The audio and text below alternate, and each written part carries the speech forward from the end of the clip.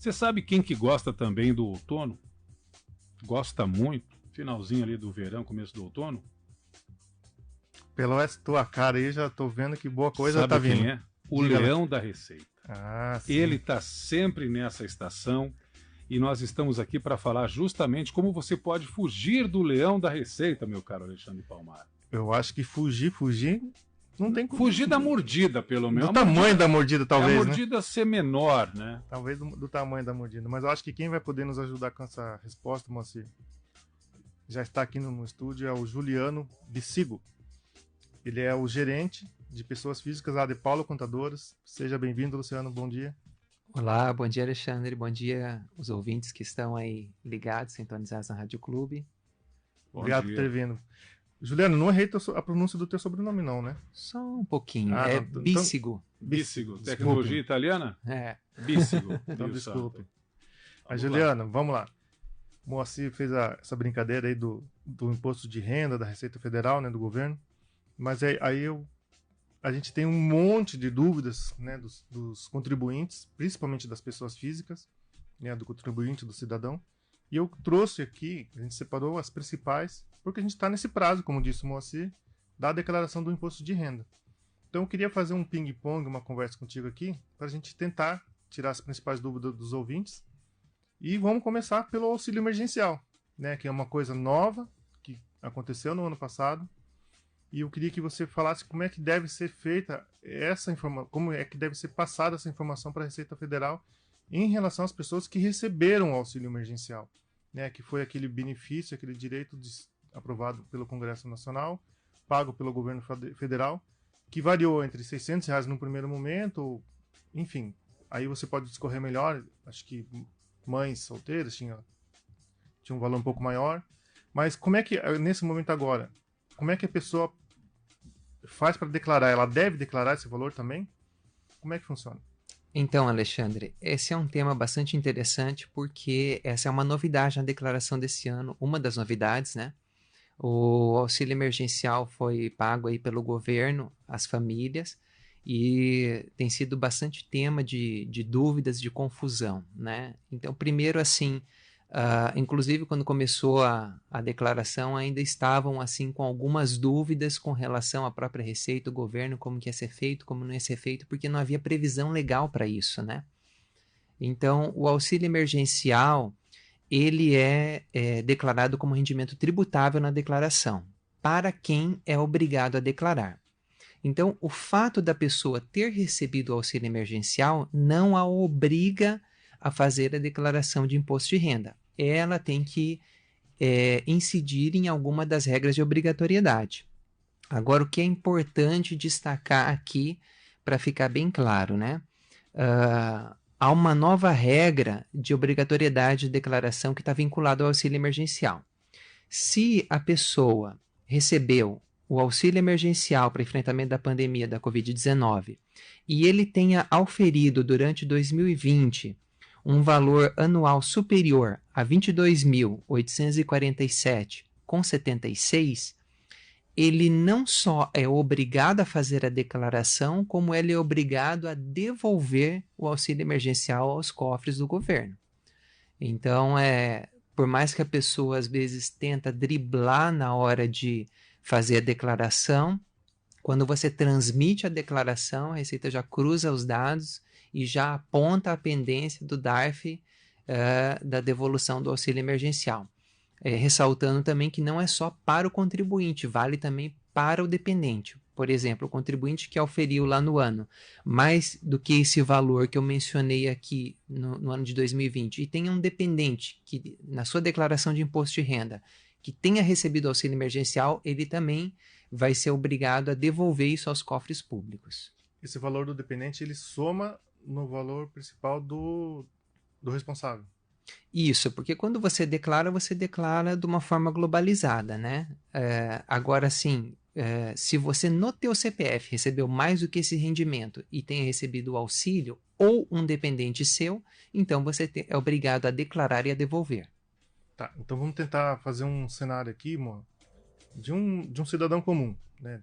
Você diz que quando chegar a esse nível, né, esse valor de 22 mil de rendimentos tributáveis no ano, nisso inclui o auxílio emergencial, se chegar a 22 mil, ele vai ter que devolver o auxílio. Aí a pergunta que eu te faço, né, por quê? Então, Qual que era a regra que leva hoje a pessoa ter que devolver esse valor? o auxílio pressupõe lá, a base legal dele, quem estava sendo afetado pela pandemia, perdeu o emprego, era baixa renda. Então, uma pessoa acima desse rendimento tributável, ele não era considerado baixa renda e ele não deveria ter recebido o auxílio. Isso já estava na previsão legal do auxílio. Então, a pessoa que recebeu indevidamente. E agora o governo vai cruzar os dados e vai cobrar a restituição aos cofres públicos desse valor recebido indevidamente. Sim, eu vou fazer uma conta inversa. Então, se a pessoa de repente recebeu ali durante 8 meses R$600, olha o cara de humanos aqui fazendo o uso da matemática, hein, Moacir? Que vergonha. Se o cara ganhou R$600, vamos lá. Não, mas vamos lá. Tá aqui. Ele ganhou 4.800, certo? Uhum. 4.000 de auxílio emergencial ao longo do ano. Uhum. Fora isso, ele teve outros rendimentos para Isso. chegar no 22 mil. Então ele teve ali, agora eu deixo por você. Pelo Juliano, que é bom de matemática. Ele teve ali quanto, Juliano? De 22 para 5 mil? 18 mil. Ou seja, ele teve renda, essa é a lógica do governo, ele teve renda ao longo do ano, que leva a crer que ele não precisaria desses 4.800 aí, essa que é o Não, raciocínio? separa os dois valores, né? Vamos dizer que ele tenha trabalhado, ele tenha feito uma rescisão lá no trabalho, e quando a gente fala de declaração, normalmente os valores são globais, então eu tenho que entender o ano de 2020 inteiro. Então, por isso que as pessoas declaram baseados no informe de rendimento que a própria empresa, para quem é vinculado à CLT, né, a própria empresa fornece o informe de rendimento que tem um rendimento global. Naquele rendimento global vai ter lá rendimentos tributáveis. Então, se ali, no ano todo, ele auferiu mais do que esses 22 mil, ou na soma, vamos dizer o cara que trabalha em 2, 3 empresas, ou tem 2, 3 fontes de rendimentos, na soma de rendimentos tributáveis, pode entrar aí, por exemplo, um aluguel. Um aluguel é um rendimento tributável. Se na soma ele auferiu mais do que os 22 mil, nem ele, nem os dependentes dele na declaração não poderiam ter recebido o auxílio. Bom, essa é matemática pura e simples. Mas ficou Atingiu claro 22 agora, não? Ficou. Atingiu 22 mil, contando o auxílio emergencial, vai ter que devolver a pergunta. Tudo aquilo que ele recebeu ou só parte para não atingir esse teto de 22 mil? Normalmente eu tenho visto lá nos informes lá que as pessoas que receberam o auxílio têm recebido em torno de 4.200 no ano de 2020. Só que desses 4.200, 3.000 são de auxílio emergencial e esses 1.200 são de esqueci o termo lá, um auxílio complementar que teve lá, né? Então esse complementar não há previsão legal. Então a pessoa que auferiu lá normalmente aqueles 4.200, quando você entrega a declaração, já vem o DARF de restituição dos 3.000, que é efetivamente o auxílio emergencial para devolução para a Receita Federal. Ou seja, de todo o valor que recebeu. O valor integral. Tirando essa condição especial que você falou, né? Esse adicional. E em relação ao bem, né? Aquele que é o benefício, mas assim, em relação ao bem, as pessoas, os trabalhadores que tiveram seu contrato de trabalho suspenso ou reduzido. O que isso implica no imposto de renda? O que ele deve declarar? É bem interessante a gente separar as coisas, porque há muita confusão com as duas coisas. Então, até agora nós tínhamos falado sobre auxílio emergencial. Agora vamos falar sobre bem, né? Às vezes a pessoa que recebeu o bem, ela já fica muito ressabiada com relação a essa questão de ter que devolver, né? Eu recebi várias perguntas sobre isso. Então, o bem não tem nada a ver com auxílio emergencial.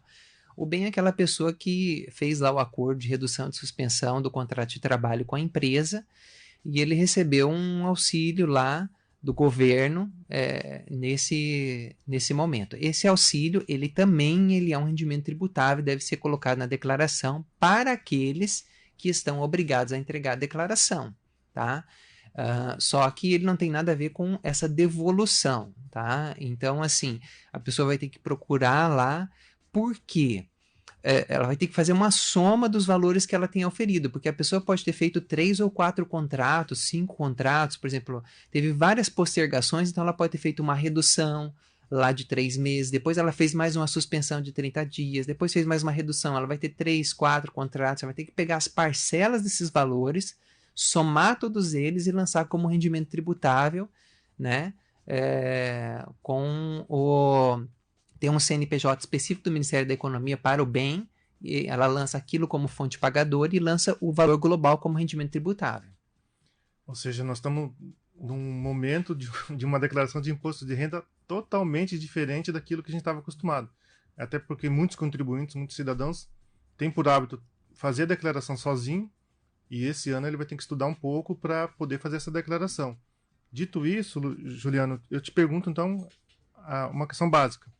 O que é despesa dedutível e não dedutível? Como é que ele, considerando o bem, considerando o auxílio emergencial, como é que ele enquadra, reforça para mim essa informação, essa separação, na verdade, né, das dois tipos de despesas?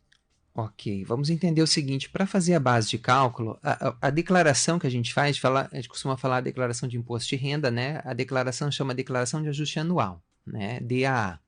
Então, ajuste porque você vai ajustar, você vai ver o imposto que você pagou, o que tributou, o que não tributou, você vai lançar tudo e lá no final você vai ver se você está devendo ou se você tem a restituir, né? Tudo que você vai auferindo de rendimento, ele vai ser um rendimento tributável. Então, isso vai formar a base de cálculo para o teu imposto. Aí você vai ver se você já pagou mais ou menos, mas a receita, a previsão legal para aquilo que é dedutível da base de cálculo do imposto, né? Então, assim, grosso modo, você teria as despesas de instrução. Aí o pessoal faz muita confusão, né? Aí não entra o curso de inglês, o curso profissionalizante. O que são despesas de instrução? Ensino regular, tanto ensino fundamental quanto segundo grau, faculdade, curso técnico, né? Então, isso são considerados, pós-graduação, isso são consideradas despesas de instrução. Então, essa tem um teto lá. Você pode deduzir até R$ 3.561,50. Fora isso, você tem as despesas de saúde. Também há uma grande confusão, não é toda despesa de saúde que você consegue deduzir, né? Seus gastos aí com medicamento, com aparelhos, isso você não consegue deduzir, é via de regra, né? Estou falando de uma forma geral. Você vai conseguir deduzir uma consulta médica que você tenha pago, um tratamento odontológico que você fez, os exames em laboratórios e clínicas que você realizou, então o plano de saúde que você pagou, tudo isso você consegue, todo o valor que você despendeu nesses pagamentos, você consegue deduzir da base de cálculo. Então, você vai amortizando, amenizando o imposto que vai ficar lá no final. Em alguns casos, da pessoa ter recolhido o imposto, você consegue até restituir o imposto que foi pago. Em alguns casos, a pessoa consegue restituir tudo que ela pagou de imposto de renda que foi retido lá na fonte, né, através da comprovação devida dessas despesas, né? Tem também outras despesas, não vou entrar em pormenores, porque são bem, claro, né, contribuição previdenciária que você faz espontaneamente, não a previdência social, né, mas a particular, né, também são dedutíveis e algumas coisinhas mais. Mas via de regra, mais comuns são essas de instrução e de saúde. Aí você falou uma coisa que eu não tinha me ligado, hein? Porque além da previdenciária, tem muita gente que faz tem uma aposentadoria particular também, né, para lá na frente buscar somar uma com a outra, e às vezes não fornece não busca essa dedução, né, perante a Receita Federal. Juliana, outra questão que pega muito é em relação aos casais, né, outra dúvida recorrente. Como é que deve ser feita a declaração no caso dos casais? É verdade, Alexandre, essa é uma dúvida bastante recorrente, né? Via de regra, eu costumo analisar do seguinte: começa pelo regime de comunhão do casal, né? É bem simples. Casou em separação, declara separado. Casou em comunhão, declara junto, tá? A declaração... Desculpa interrompê-lo, mas... Diga. E aquela modalidade moderna de morar junto? Morar junto e união estável. Ah, ok. Então, assim... Só para... Daí você retoma ali, mas isso conta como casamento? Tá, vamos dizer que a pessoa não tem nenhum documento, o que é considerado união estável perante a Receita hoje, né? A pessoa que está morando junto há mais de 5 anos ou a pessoa que tenha filho da relação. Já é considerado união estável perante a Receita e você já pode usufruir de algumas previsões legais que existem para sua declaração.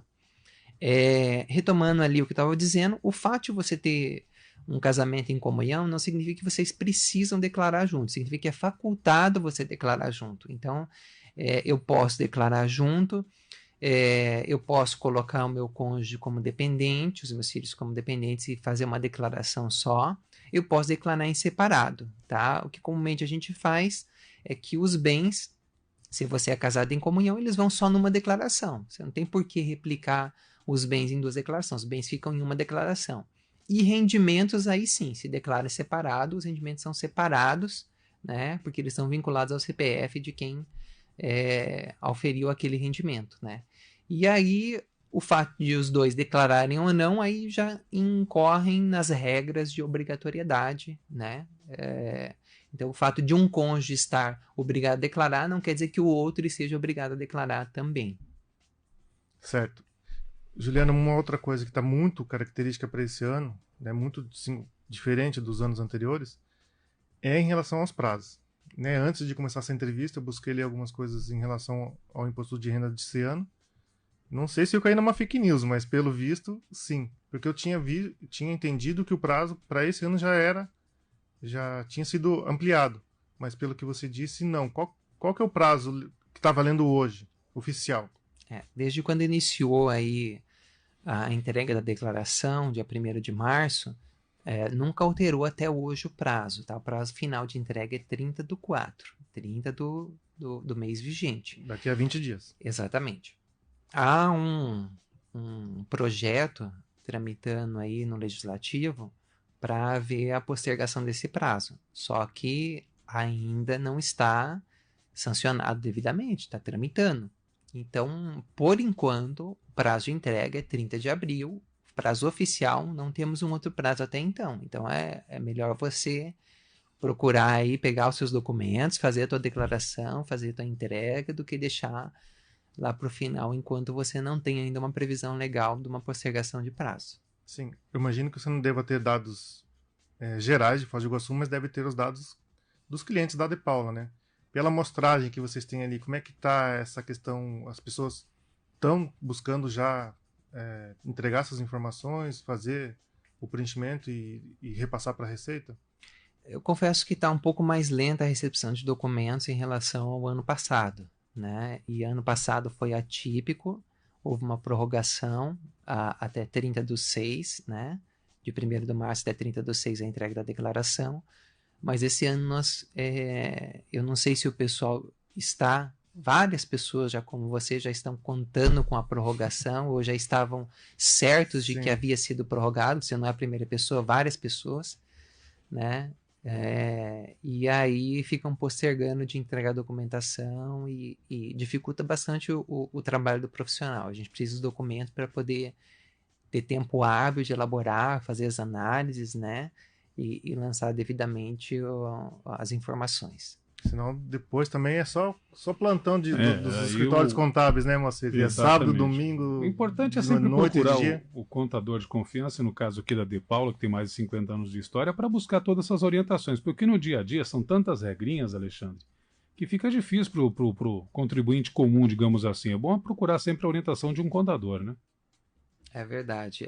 A gente percebe assim que para quem não está familiarizado com esse mundo, se torna bem difícil você pegar um programa, preencher, saber onde preencher ou como é a forma adequada de preenchimento. E é muito comum a gente pegar casos de pessoas que declaravam por conta, e aí a gente tem que retificar as declarações do ano anterior, porque não foi declarado tudo que precisava ser declarado, ou foi declarado de forma errônea, né? Então, são vários casos que a gente pega, né?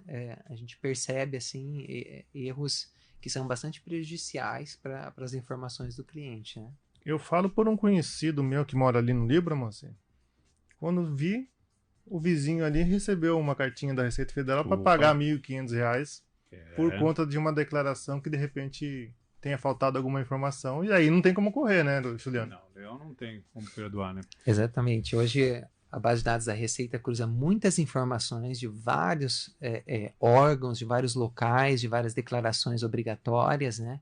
Então, quando bate lá a tua declaração, é feita uma checagem lá, os robôs fazem uma checagem com uma gama de dados que eles têm lá, E aí vai ficar pendência, vai ter que fazer retificação, se a pessoa está antenada, se passar o prazo já vai a multa, né? Já vai a notificação da Receita, né? Complicado. Complicado.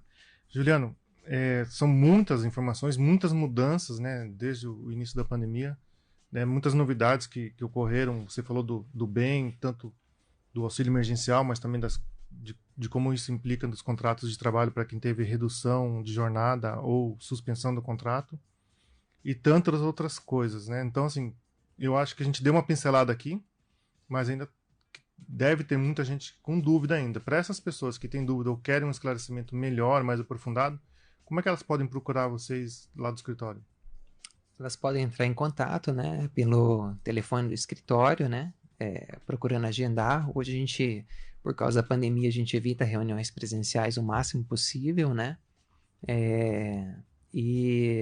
E aí, dá uma prévia, né? Às vezes na ligação a gente consegue já dar uma prévia, né? Instruir ou tirar algum esclarecimento em relação às declarações. Temos aqui a opinião da nossa ouvinte Alexandra, dizendo o seguinte, que deve-se valorizar os profissionais da área contábil e eles sabem o que fazem, principalmente agora que tem a possibilidade da certificação digital. Parabéns para você, Juliano, que explicou muito bem, de forma simplificada. E fica à disposição sempre a De Paula Contadores, como eu falei na conversa, mais de 50 anos de tradição, uma consulta, uma orientação também é possível, né? Não precisa ser necessariamente um cliente da De Paula, né?